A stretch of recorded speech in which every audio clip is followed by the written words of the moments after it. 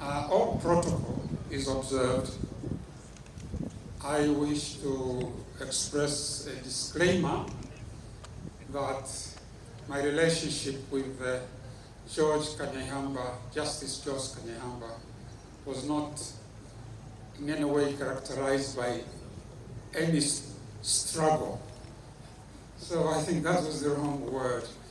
It has been such a delight, such happiness to have known George over these years.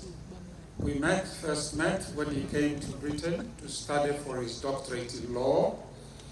And I was also a student at the University of Warwick studying for my doctorate in history. And we forged a very, very close relationship. And looking at me, he was my role model as a family man. I think one of the attributes I would love to hear from the Archbishop is that George was a man of family values.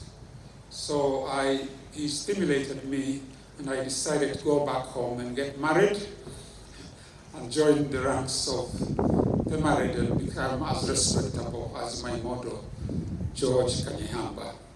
So really my timing of my marriage, I think, is very much due to George's encouragement. On Friday, although I was half asleep, I had the opportunity to pay my tributes to George and say what I had to say. So I'll be very brief and defer to my better half, who also is a darling of George.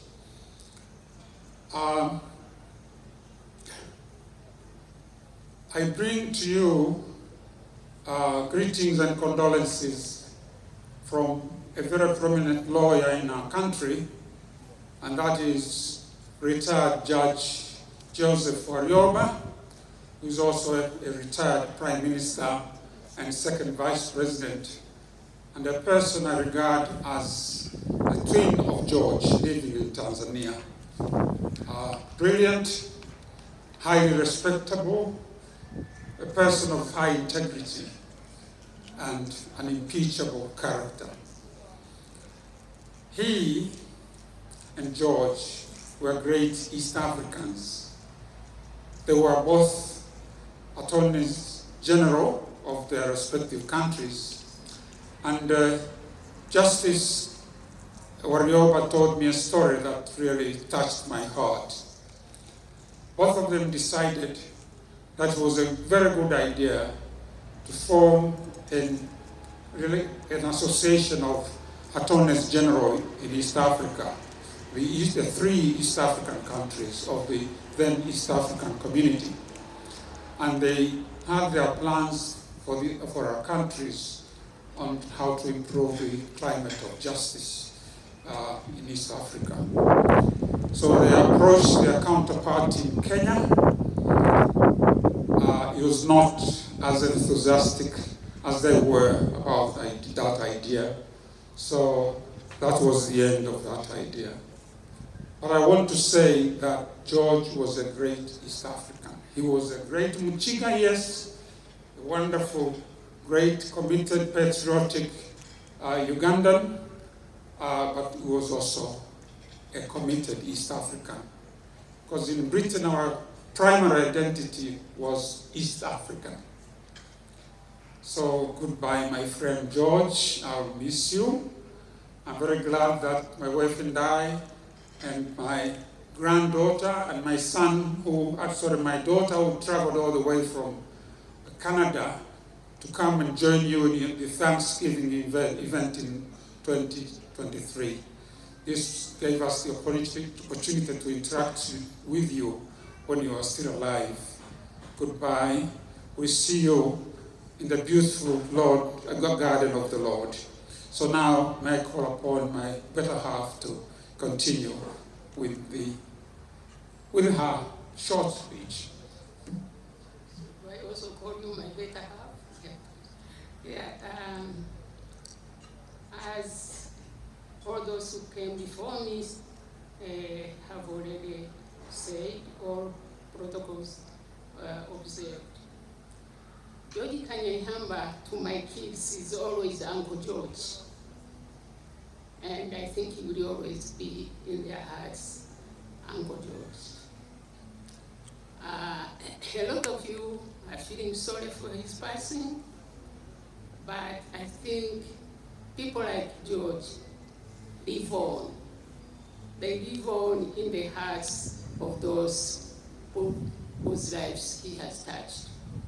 So each time you mourn him, look at yourself in the mirror and say, George, you live on in me, because he imparted everything that he had. He shared everything that he had. He's gone, but he left nothing unsaid. So we always try to have a bit of George in us. As Fred said, I joined them in 1972, and the Kanyehambas and the Kaijages are the two East African families I knew in Coventry. And when I joined them, Sue and George had only Sarah. A year after that, we had Mirembe. Sarah and Mirembe were siblings. And I think you could always see the pictures I have of them when they were playing. Sarah was proud to have his little sister, her little sister by her. Soon after that, George joined the two, and they were really three siblings. But in 1975, when Mirembe was 2, we left George and Sue, Sarah and Joe, and went back to Tanzania. It's very hard to sustain family relations across borders for as many years as we have. So there would be time when we would lose each other. Because in those days, there were no telephones, there were no internet, only a few privileged people had landlines, and Fred and I were not in that category. And when telephones came, they get lost, you lose each other's contact. Emails get hacked, and you lose each other's contact. So we would go years. But whenever we met, it's like we never parted. But in those years, I really want to give 2 examples where interacting each other, George and I sometimes ran into some embarrassing situations. I start when he last came to visit us in Tanzania. He went to the house where we used to live. We had moved. So he didn't know where to get us. And for this, I want to say George respected the police. I'm glad the police are here. Because where did he go? The University of Dar es Salaam police station. And they took him to Fred's office. Fred wasn't in his office. They tried calling Fred, they didn't get him, but fortunately they had my number, I don't know how. So they called me. When I got to the police station, George was sitting, chatting with the policeman. So I said, George, what are you doing helping the police with the inquiries? And I took him home. But that's the extent to which we always tried to track each other. Now I got the first time I tried to track George here in Kampala. That was, I think, the first time. I think 1990. I came, I was very involved in HIV, so I was visiting Tasso. And then I said, let me look up George. I asked, they say, well, I went everywhere, every office that he had worked in, and they said, oh, go to Parliament. So I went to Parliament, and at the gate, you are always asked so many many questions. And one of the questions I was asked was, do you know Sue? Do you know his wife? I said, of course I know Sue. What are you insinuating? Now, for a woman trying to track a man, you better be your father or your brother, or else you have a lot to explain. So these gender divisions, we still have a lot of work to make sure that people are human, that you don't always have a hidden agenda to track someone. But we went a long way. We were very innovative in the way we managed to keep our relationship going for all these years and families. Whenever we were in England, we would go to Cardiff. My kids visited George and his family in Cardiff. Whenever he was in Tanzania, he would do his best to look us up.